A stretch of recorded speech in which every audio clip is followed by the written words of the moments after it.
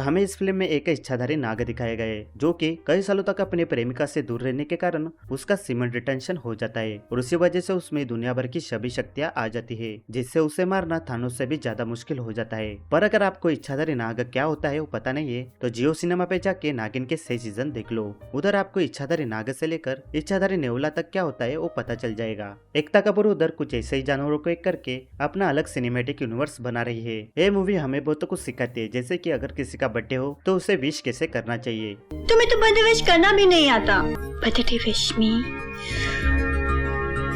तो और time pass न करके शुरू करते हैं। तो फिल्म की शुरुआत होती है राज की शादी से, पर जब सुहागरात की बारी आती है तो राज की बीवी राज को बोनर देने के बजाय खुद एक बोन का स्केलेटन बनकर राज को मार देती है। तो ये हट्टा कट्टा जिम जाने वाला स्केलेटन होता है दिव्या का, जिसे मूड स्विंग की प्रॉब्लम होने के कारण वो हंसते हंसते रोने लगती है और हमें उसकी दुख भरी कहानी बताने लगती है। तो एक दिन दिव्या पानी बचाने के लिए अपने रूममेट के साथ नहा रही होती है, पर जब वो नहाकर बाथरूम से बाहर आती है तभी राज और उसका दोस्त रूम में घुसकर उसके साथ जबरदस्ती करने की कोशिश करते हैं। पर तभी दिव्या का बॉयफ्रेंड करण वहां कर दिव्या को बचा लेता है। इधर दिव्या चिल्ला चिल्ला कर थक जाती है और पूरा रूम इधर का उधर हो जाता है, पर दिव्या की दोस्त अभी तक बाथरूम में मस्त नहा रही होती है।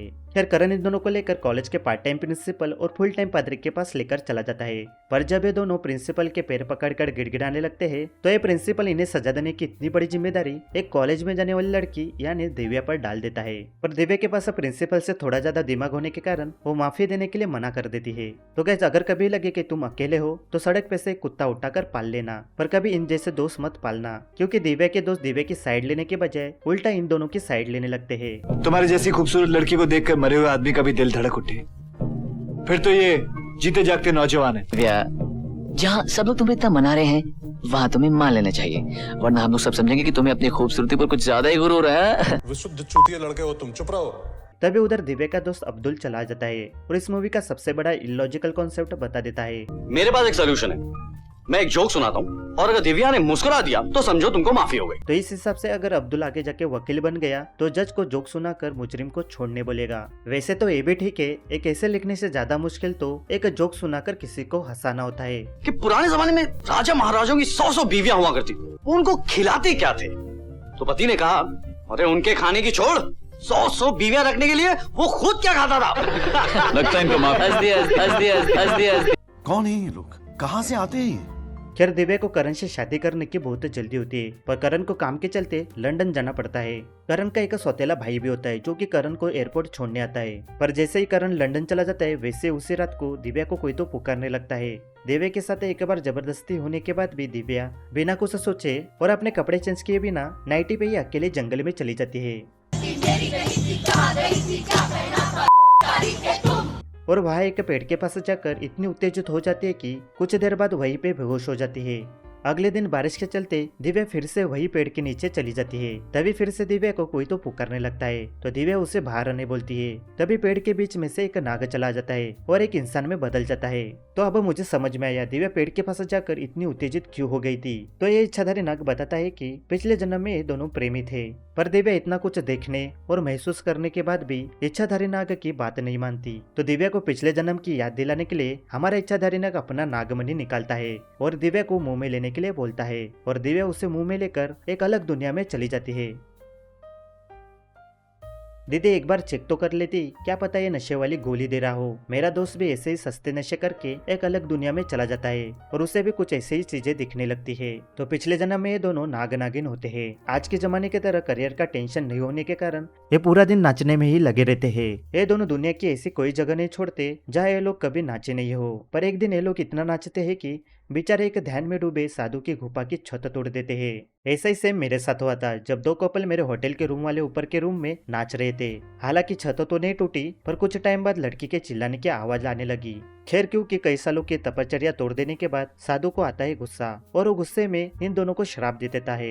तो श्राप के हिसाब से जैसे ही सूरज डूब जाएगा वैसे दिव्या मर जाएगी और इच्छाधारी नाग बिना दिव्या के यूं ही भटकता रहेगा। तो ये दोनों साधु से क्षमा की भीख मांगते हैं और कुछ देर पत्थर पर सिर पटकने के बाद साधु मान जाता है। तो श्राप के रूल बुक के हिसाब से दिया हुआ श्राप कैंसिल नहीं हो सकता। तो ये साधु हमारे इच्छाधारी नाग को बताता है कि 21वीं सदी में दिव्या फिर से जन्म लेगी, तब तुम उसे वापस पटा लेना। और तब तक साधु हमारे इच्छाधारी नाग को एक पेड़ में डाल देता है। अब दिव्या को सब याद आ जाता है और ये लोग ऐसे गले मिलते हैं कि ऐसा लगता है कि कई सालों के झप्पियां एक ही टाइम में देने की कोशिश कर रहे हो।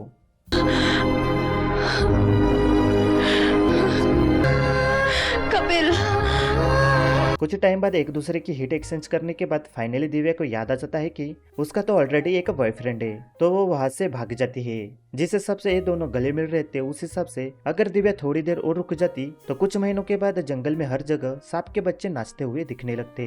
तो जब दिव्या अपने हॉस्टल में आ जाती है तभी राज दिव्या के दोस्त के फोन से दिव्या को कॉल लगाता है और दिव्या के सभी दोस्तों की आवाज की मिमिक्री निकालकर दिव्या को पार्टी में आधे घंटे पहले बुलाता है। जब दिव्या राज के दिए हुए पते पर पहुंच जाती है तभी राज और उसका दोस्त उसके साथ जबरदस्ती करते हैं और उसी वजह से दिव्या खुद को मार देती है। कुछ देर बाद दिव्या के सारे दोस्त वहाँ चले आ जाते हैं। Oh God, call up the hospital.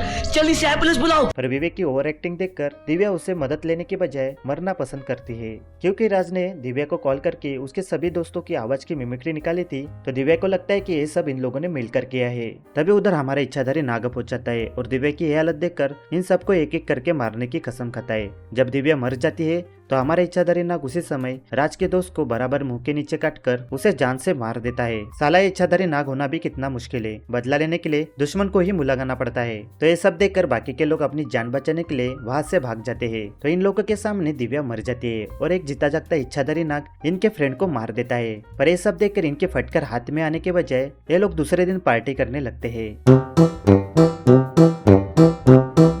तुम लोग नीच धोखेबाज हैवान हो। तो हमारे इच्छाधारी नाग के पास दुनिया की सभी पावर होने के कारण वो भेस बदल कर और खाली हवा में से बाइक बनाकर दिव्या के फ्रेंड वेक्टर को मार देता है। अगर एक खाली हवा में से बाइक बनाने के बजाय एक गन बनाता तो इसे इतना भागना नहीं पड़ता और अब्दुल को बिजली का झटका देकर उसका भी काम तमाम कर देता है, जिसे बिजली का सोर्स जाने के बाद भी बिजली के झटके लग रहे होते हैं। तो ये लोग इन दोनों से बचने के लिए फुल टाइम पादरी और पार्ट टाइम प्रिंसिपल के पास चले जाते हैं। तो ये प्रिंसिपल इन लोगों की मदद करने के लिए दिव्या की आत्मा को बुलाता है। आओ दिव्या, आओ दिव्या, आओ, आ जाओ दिव्या। ऐसे तो गली का कुत्ता भी आने से डरेगा, बट समहाउ दिव्या की आत्मा का लाइट वर्जन वहाँ चला जाता है। तो ये लोग दिव्या को समझाने की कोशिश करते हैं कि उसके साथ जो हुआ उसमें इनका कोई हाथ नहीं है, पर दिव्या इनकी बात मानने के लिए मना कर देती है। तो अतुल अपने दो टांगों के बीच में का दिमाग लगाकर एक आत्मा को गन से मारने की कोशिश करता है। इससे पहले मुझे लगता था कि कॉलेज में गन लेकर घूमना सिर्फ अमेरिका में ही कॉमन है। तो हमारा पादरी इन सबको बचाने के लिए इतिहास में पहली बार एक पादरी सभी सिंबल को क्रॉस में कन्वर्ट करने के बजाय सभी सिंबल को मिलाकर ये वाला लॉकेट बना देता है। तो अब इस लॉकेट के कारण ये दोनों इन लोगों का कुछ नहीं बिगाड़ पाते। तो जैसे कि आपको पता है बाबू भैया, औरत का चक्कर बहुत बेकार होता है। तो एक दिन अतुल के गर्लफ्रेंड के घर वाले बाहर गए होते हैं। तो अतुल को जाने की इतनी जल्दी होती है कि वो अपना लॉकेट घर पे ही भूल जाता है। और इधर दूसरी तरफ हमारा इच्छाधारी नाग अतुल के गर्लफ्रेंड को बेहोश करके उसका भेस ले लेता है। पर ये अतुल को मारने की बजाय अतुल के साथ फॉरेन में जाकर नाचने लगता है।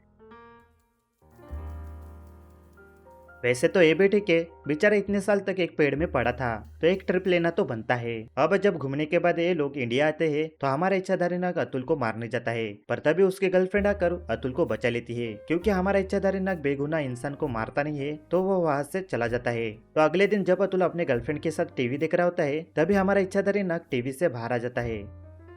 अगर ये दोनों टीवी देखने के बजाय कुछ और काम कर रहे होते तो मुझे नहीं लगता कि ये कभी टीवी से बाहर आता। खैर अब इन दोनों में फाइट हो जाती है, पर लॉकेट के कारण हमारा इच्छाधारी नाग अतुल का कुछ नहीं उखाड़ पाता। तो हमारा इच्छाधारी नाग वहां से भाग जाता है, पर अतुल उसका पीछा करता है। लेकिन इच्छाधारी नाग के हमले से बचने के चक्कर में अतुल का लॉकेट गिर जाता है। फिर भी अतुल डरता नहीं है और इच्छाधारी नाग को गिरे हुए पेट्रोल, जो कि पता नहीं अचानक से कहां से आया, उसमें आग लगाकर मारने की कोशिश करता है। पर हमारे इच्छाधारी नाग उसके पावर का शो ऑफ करने के लिए आग के साइड से आने के बजाय आग में चलकर आने लगता है। तो अब अतुल हमारे इच्छाधारी नाग को गन और रॉकेट लॉन्चर से मारने की कोशिश करता है। फिर भी अतुल इच्छाधारी नाग का कुछ नहीं बिगाड़ पाता। पर इधर अतुल रॉकेट लॉन्चर के रिकॉइल से उड़ जाता है और उसके सिर पर लग जाती है और वो कोमा में चला जाता है और हमारा इच्छाधारी नाग उसे मरा हुआ समझकर वहां से चला जाता है। तो अब बाकी के लोग किसी न किसी रीजन के चलते लॉकेट को उतार देते हैं, जैसे कि अशोक अपने कपड़े चेंज करने के चक्कर में लॉकेट को उतार देता है और विजय अपने बॉक्सिंग फाइट के चक्कर में लॉकेट को उतार देता है। बस मूवी वाले प्रेम ने लॉकेट क्यों उतारा ये बताना भूल जाते हैं। तो दिव्या प्रेम को पोजेस करके अशोक को मार देती है और प्रेम को अशोक के खून के चक्कर में फांसी हो जाती है और दिव्या विजय को भी पोजेस करके उसे बिल्डिंग से गिराकर मार देती है।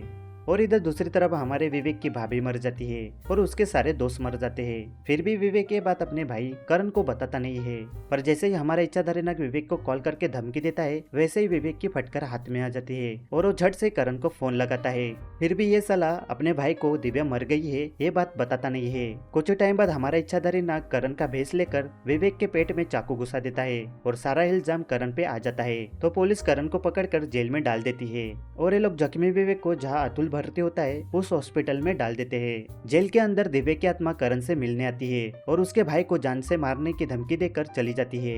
ये वही दिव्या है जो कि पहले शादी करने के लिए पीछे पड़ी थी, पर जैसे इसे एक इच्छाधारी नाग मिल गया तो अब ऐसा एक्ट कर रही है जैसे कि इनका कोई रिलेशन था ही नहीं। तो जब इच्छाधारी नाग विवेक को मारने आता है तभी अतुल कोमा से बाहर आकर विवेक को लेकर भाग जाता है, पर ये दोनों डायरेक्ट पादरी के पास जाकर एक नया लॉकेट लेने के बजाय पता नहीं क्यों बीच पर चले जाते हैं।